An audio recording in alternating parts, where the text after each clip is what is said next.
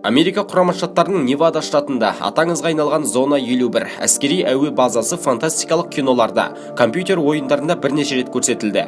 Бұл нысан туралы түрлі алып қашпа әңгімелер тараған, өзге ғаламшарлықтардың технологиясын зерттейтін жер, мұқым адамзатты жоқ қылып жіберетін қауіпті вирустардың отаны, генетикалық тәжірибелер ордасы, тағы басқа. Осындай сөздердің таралуынан Пентагон кейбір құпия мәліметтерді жариялауға мәжбүр болған.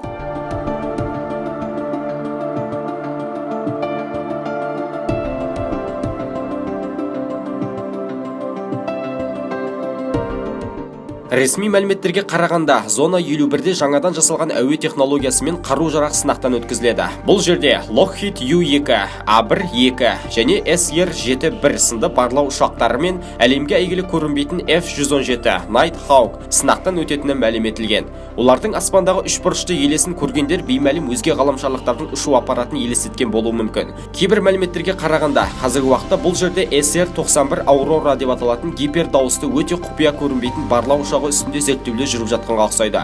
Бұл ұшақ сағатына 20 000 шақырымды басып өте алатын әлемдегі жалғыз ұшу аппараты. Бірақ бұл хабарда Пентагон ресми түрде растаған жоқ.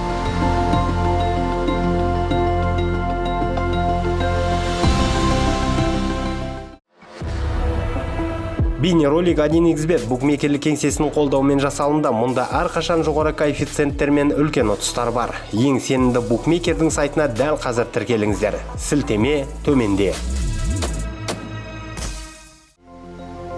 Розуэлл оқиғасы. 1947 жылдың маусымында Розуэлл қалашығының аты бүкіл әлемге белгілі болды. Қалашықтың маңындағы Мак Брейзелдің фермасына беймәлім ұшатын нысан құлады. Сол кезде ақ мемлекеттің қауіпсіздік қызметі белгісіз нысанды алып кеткен. 30 жыл бойы бұл оқиға туралы айтуға тыйым салынды. 1978 жылы операцияға қатысқан майор Джесси Марсельдің сұхбаты жарияланады. Ол беймәлім ұшатын нысан мен оның ұшқышын белгісіз базаға алып барғандары туралы айтқан.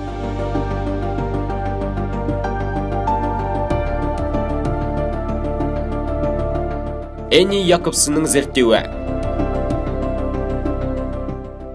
Журналист Энни Якобсеннің 2011 жылы жариялаған 51-ші аумақ Американың құпия әскери базасы туралы кітабында сол дәуірде базада жұмыс істеген 74 адамның сұхбаты берілген. Олардың кейбірі құпия базада Американың дыбыстан да жылдам ұшатын ұшақ жобалары туралы айтып өткен. Кітаптың екінші бөлімі одан да қызық.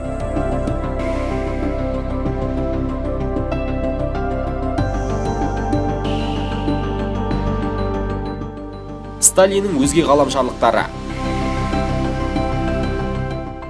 Кітаптың екінші бөлімінде Якобсен 1947 жылы ешқандай да өзге ғаламшарлықтар құламағанын айтады. Оның пікірінше Нью-Мексико штатына құлаған беймәлім аппарат ақшты қорқыту үшін Сталин тарапынан жіберілген адамдар. Құлаған аппарат ішінен табылған мүрделер өзге ғаламшарлықтар немесе ұшқыштар емес, сынақтан өтіп жатқан қарапайым адамдар. Олардың бойы 1,5 метр болған, дейді кітап авторы.